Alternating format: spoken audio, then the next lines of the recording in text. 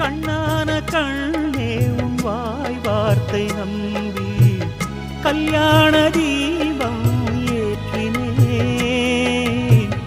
என் தீபம் கோயில் சேராது என்று தண்ணீரை நானே ஊற்றினேன். உன்னோடு வாழ இல்லையொரு யோகம், நான் செய்த பாவம் யாரை சொல்வது? காதல் ரோஜாவே நலமாய் நீ வாழ்க, நீ சூடும் பூமாலை நான் போல் வாழ்கவே.